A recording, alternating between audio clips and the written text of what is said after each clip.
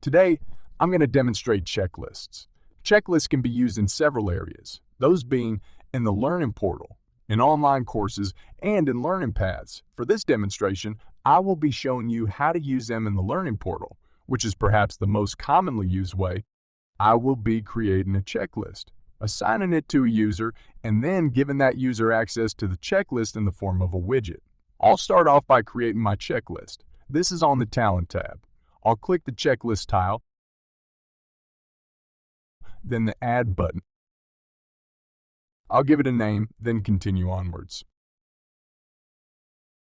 When creating a checklist, there are two fields that are self-explanatory, those being the name and the description. Let me talk about the other two options here. The first is the setting for completion. Keep in mind, checklists do not actually have to be shown to the user. They can be an administrative side-only feature if you choose. However, if you do have the checklist set up so the user can see it, as I will be doing in this demonstration, you can set up whether or not the user can check off their own items as they complete them. I'm going to set this option to yes for this demonstration. The next option is for setting up the actual items on the checklist. These are pretty easy to create, so I'll go slow for the first couple, and I'll speed things up after that.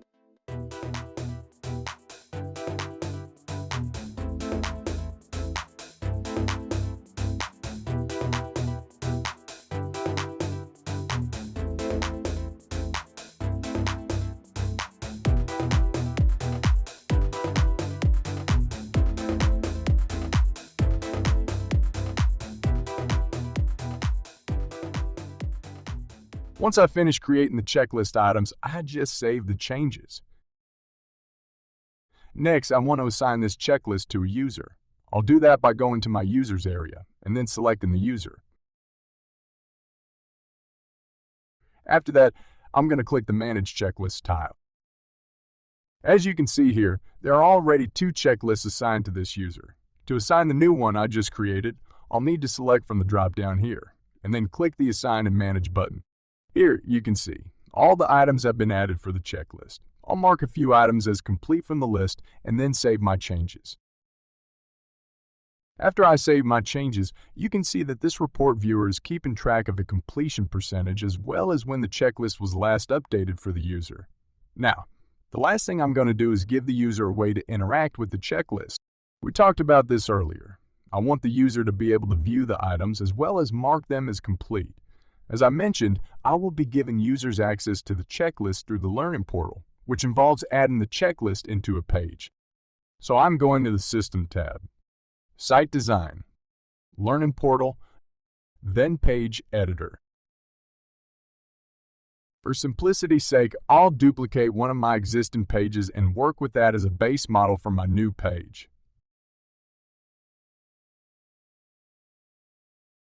In the Page Editor, I'll add in a checklist widget.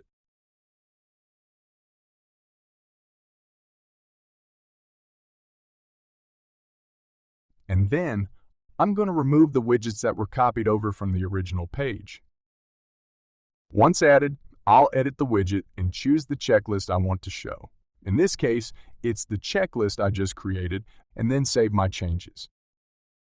I'll log in as the user to show off how the widget appears.